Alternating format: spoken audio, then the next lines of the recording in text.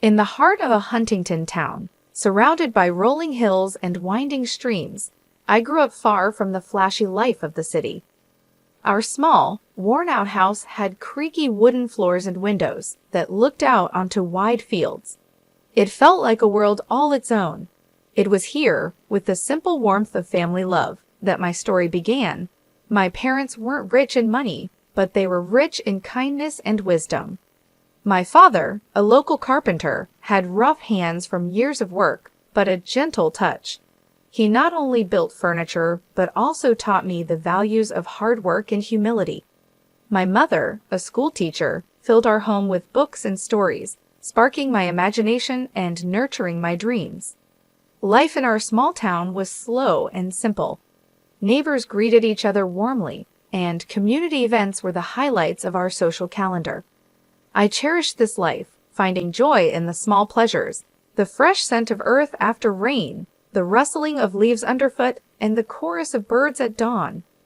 It was at the local library where I first met James. He was different from anyone I had known. A visitor from the city, he had an air of sophistication but was unassuming. His family was well known in business circles, their wealth and influence extending far beyond the city's skyscrapers. But James, with his easy smile and genuine interest in my everyday tales, was a refreshing surprise in that world. Our initial conversations were cautious, like two worlds carefully getting to know each other. He talked about city life, the fast pace, endless opportunities, and dazzling lights. I shared stories of my town, the annual harvest festival, peaceful walks by the stream, and our close-knit community. In those early days, we often met at an old park bench by the lake, where we would talk for hours. The lake, with its calm waters reflecting the changing colors of the sky, witnessed our growing connection, weaving our different worlds into one. "Laura," James said to me one evening, his voice tinged with a vulnerability I had not seen before. "I have always been surrounded by people who care more about wealth and status. But with you, I found a peace I didn't know existed. You've shown me a different way of life, one that's real and full of warmth." His words stirred something deep inside me. James, where we come from doesn't define us. It's who we are when we're together that matters. You've given me a new view on life, opening my eyes to dreams I never dared to have. As our relationship grew, James told me about his family, especially his mother. She was elegant but had very high expectations. He spoke of her with respect, but also with concern. "She has her own ideas about who I should be with. I'm just worried about how she'll react to us." I reached out, taking his hand and feeling a slight tremble. "We'll face that together," I assured him. Love isn't about backgrounds or expectations. It's about two people who choose each other against all odds. The day James proposed was simple, just like our love. No grand gestures, just a heartfelt promise of a life together. As I looked into his eyes, full of hope and love, I knew this was just the beginning. The evening I was set to meet James's family, I was very nervous. Their grand mansion loomed large as we approached, a reminder of the different worlds James and I came from. James held my hand, giving me a reassuring look. "Just be yourself, Laura. That's all you need to be." I smiled weakly, trying to calm my nerves. "I just hope your mom doesn't think I'm out of place." James sighed, a hint of concern in his eyes. "Mom can be a bit much. Just remember, I'm here with you." As we entered the fancy dining room, James's mother, Shirley, a tall woman with a stern look, greeted us. Her eyes quickly scanned me, a flicker of disapproval crossing her face. "So this is the young lady who has captured my son's heart. Interesting choice, James." Dinner was elaborate, with dishes I couldn't even name. James's mother, ever the gracious host, offered me a plate with a sly smile. "I suppose these dishes might be a bit too sophisticated for your taste, Laura. We can get something simpler if you'd prefer." I felt embarrassed, but managed a polite decline. "No thank you. I'm always eager to try new things." As the evening went on, her comments became more pointed. She eyed my dress, a simple but neat outfit, and continued to make subtle remarks. I had thought it was appropriate. Is that what passes for evening wear in your town? It must be challenging to find good clothes on a modest budget. James tried to change the subject, but his mother was relentless. Tell me, Laura, what do your parents do? It's always fascinating to learn about different walks of life. I answered, feeling her judgment. My father is a carpenter and my mother is a school teacher. Oh, how quaint, she replied, her voice dripping with condescendence. Hard-working people, I'm sure, but I suppose they couldn't offer you much in the way of a financial head start.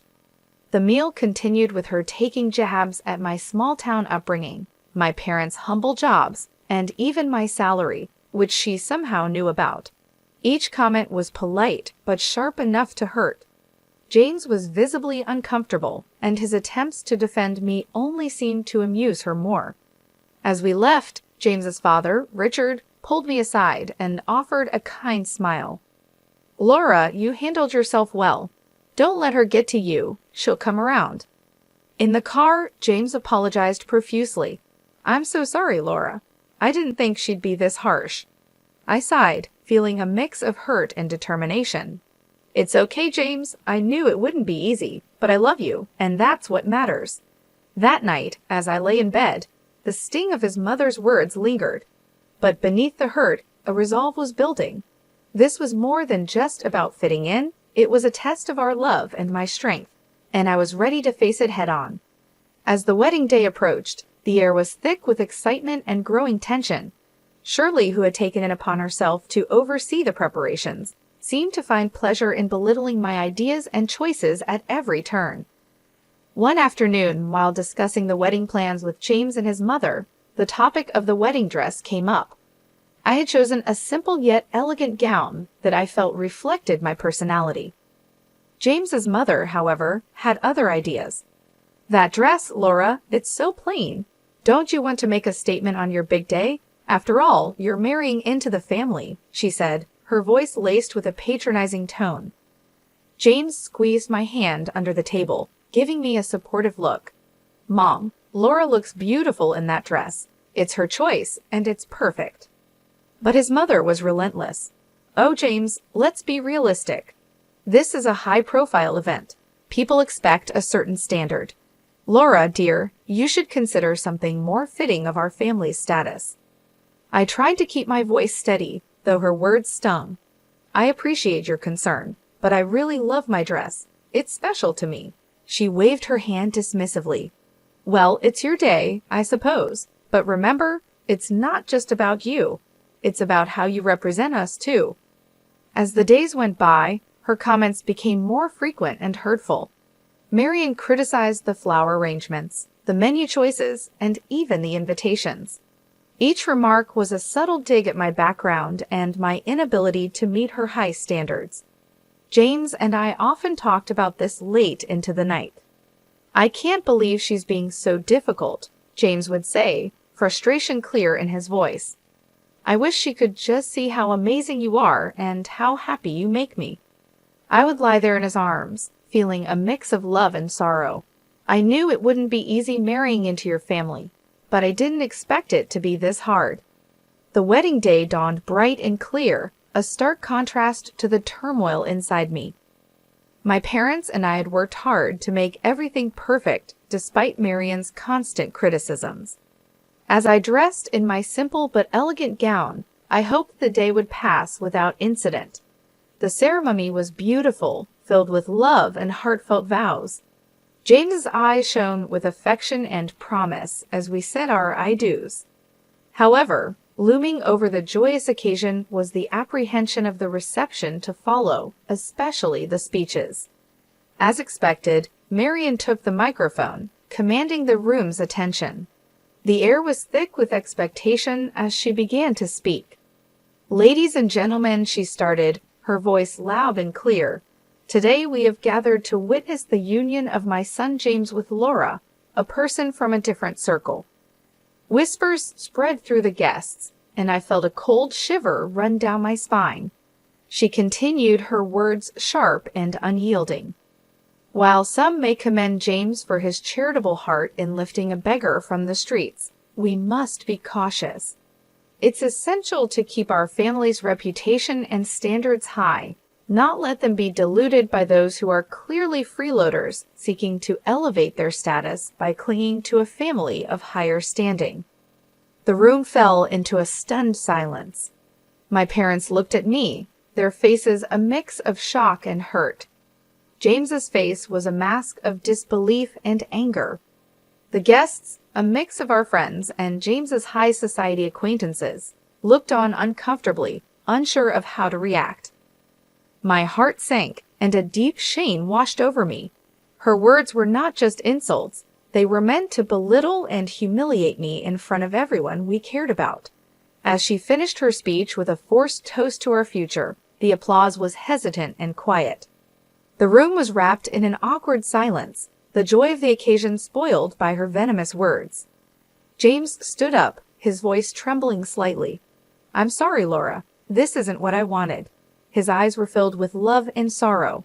I looked around at the shocked faces of our guests, feeling incredibly humiliated. Her words cast a heavy shadow over what was supposed to be the happiest day of our lives. The tension lingered after James's mother's harsh speech.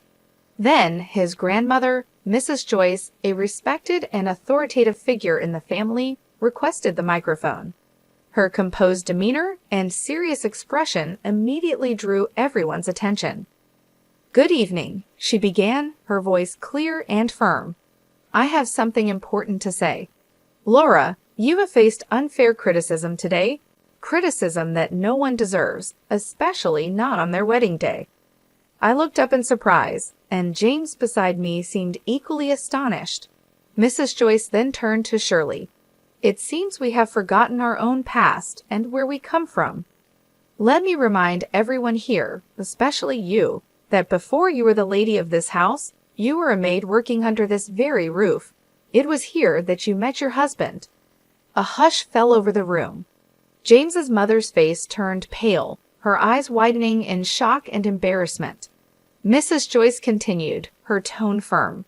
"So, for a former maid to stand here and scorn someone for their humble beginnings is not only ironic, but deeply hypocritical." I could hardly believe what I was hearing. The room was silent, every guest hanging on to Mrs. Joyce's every word. You, who rose from poverty, should be the last person to judge or belittle another based on their background. We should be proud of Laura's integrity and strength, not deride her for it.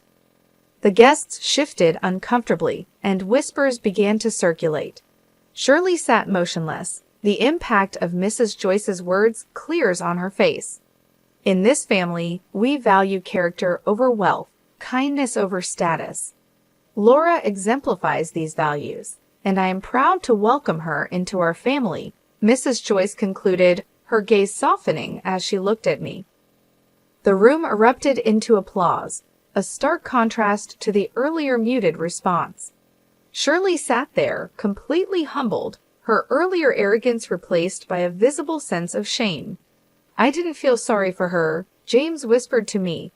I never expected Grandma to stand up for us like this. I squeezed his hand, feeling a mix of relief and gratitude. She's amazing.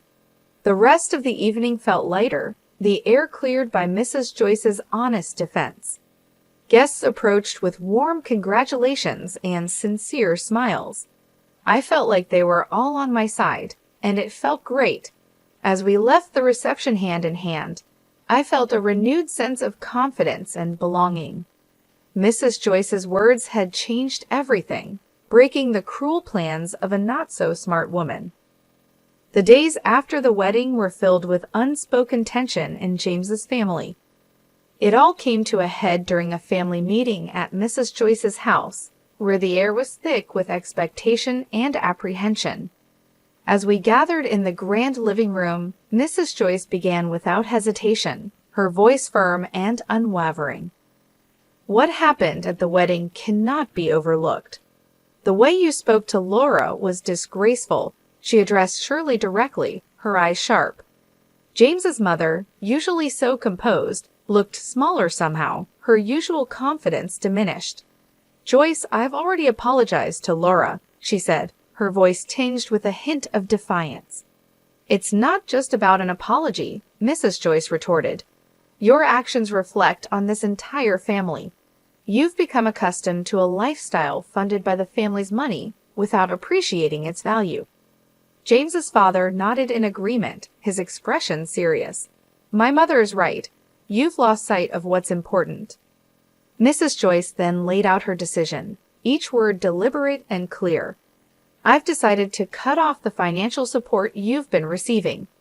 It's time you start contributing to this family instead of just taking. You'll need to find a job and learn to live within your means." The shock on Shirley's face was evident. She turned to her husband, seeking support. "You can't agree with this. She can't just cut me off like this." But Richard surprised her. "I stand with my mother on this. You've gone too far this time. It's for your own good." Shirley's eyes filled with anger and disbelief, her usual poise crumbling under the weight of her new reality. James, who had been silent, spoke up, his voice steady. "Mom, Grandma's decision is harsh, but it's fair. You need to understand the impact of your words and actions." I sat there watching the scene unfold, feeling a mix of sympathy and relief. James squeezed my hand under the table, silently supporting me. The meeting ended with James's mother in a state of shock, slowly realizing her situation. She was clearly used to living off her family, and the thought of working gave her a headache. I could barely contain a chuckle. As we left, James leaned in close. "I never thought I'd see the day when Mom would be at a loss for words, but maybe this is what she needs to change." I nodded, feeling a cautious hope for the future. Perhaps this will be a new beginning for her, for all of us. The family reckoning had been tough but necessary. It was a pivotal moment that promised to reshape the dynamics within James's family, hopefully for the better. The honeymoon was a welcome escape for James and me. As we walked along the sunrise beaches, the soothing sound of the waves provided much-needed relief from the recent family turmoil. One evening, as we watched the sunset, James wrapped his arm around me. "I'm sorry our wedding turned into such a drama, Laura. I wish things had been different." I leaned into him, feeling the warmth of his embrace. "It's okay, James. It wasn't your fault. What matters is we're together now, away from all that stress." James sighed, looking out over the ocean. "Yeah, but when we go back, we'll have to face the reality of my mom's situation. It's going to be tough for her." I nodded, understanding his concern. Maybe this will be a chance for her to grow, to see things from a different perspective. We spent our days exploring and our nights talking about our future. The challenges we had faced seemed to strengthen our bond, reaffirming our love for each other. On our last night, as we packed our bags, James looked thoughtful. "You know, Laura, everything that happened made me realize how important you are to me. I can't imagine going through life with anyone else." I smiled, touched by his words. "I feel the same, James. We've been through a lot, but it's only made our relationship stronger. We can handle whatever comes our way as long as we're together." As we headed back home, I felt ready to face whatever the future held, knowing we had each other. I felt a sense of peace. The honeymoon had not only been a break from the chaos, but also a time for us to strengthen our bond and prepare for the new chapter in our lives. We were returning to a changed reality, but we were doing it together, stronger and more united than ever. The future was uncertain, but I was ready to face it with James by my side. Coming back from our honeymoon, James and I were unsure of what awaited us at his family home. The car ride was quiet, both of us lost in our thoughts about the new family dynamics. As we arrived, the first thing we noticed was the absence of James's mother. Inside, we were greeted by his grandmother, Mrs. Joyce, who wore a knowing smile. "Welcome back, you two. I suppose you're wondering about the changes here," she said, her tone light but with an undercurrent of seriousness. Yes, where's Mom? James asked, looking around. Mrs. Joyce took a deep breath, her smile still in place. Well, after you left, Shirley caused quite a scene, demanding that I restore her financial support. When I refused, she decided to leave. She's now living in a small apartment and, from what I hear, is looking for a job. James and I exchanged glances, the news sinking in. It was a drastic change from the luxurious life she was used to. And there's more, Mrs. Joyce continued, leaning in as if to share a secret. Your father is considering a divorce. He's had enough of her antics. It seems like she finally pushed him too far. Well, she brought it upon herself, James said, his expression a mix of shock and relief. I can't believe it. I knew things would change, but this is more than I expected. I reached out, touching his arm. It's a lot to take in, but maybe this is for the best a chance for everyone to start fresh on a more honest footing. Dinner that night was oddly serene. The absence of James's mother was felt, but not in the way we had anticipated. The conversation was more open, and for the first time in a long time, it felt like there was a real sense of family. As we drove home later that evening, James was pensive. I always hoped for a change, but I didn't expect it to happen like this. It's going to be a big adjustment for Mom, James said, breaking the silence. I nodded, feeling the weight of his words. It's a tough situation, but maybe it's a necessary step for her to grow, and for your dad too, to find some peace. Sometimes, change is needed for people to truly see what matters. The ride home was reflective, the quiet only broken by the hum of the car engine. We both sat lost in our thoughts, contemplating the new reality we were returning to. The family we left before the honeymoon was not the same one we were coming back to. It was a sobering thought, but also, in many ways, a hopeful one. As we drove through the familiar streets, I thought about how much had changed in such a short time. James's mother, who had always been a looming figure of control and criticism, was now facing a reality without the financial cushion she had relied on for so long. It was a dramatic shift, but one that might lead to her personal growth. Perhaps, without the comfort of easy money, she would learn to appreciate the smaller things in life and understand the value of hard work and humility. James's father, on the other hand, seemed ready to break free from the toxic dynamics that had ruled their marriage. His decision to consider a divorce was shocking, but it also held the promise of peace and a fresh start. For years, he had been caught in the crossfire of his wife's demands and expectations. Now, he had the chance to find happiness on his terms, without the constant strain of living up to someone else's standards. The family we were returning to was not the same, and that realization brought a mix of emotions.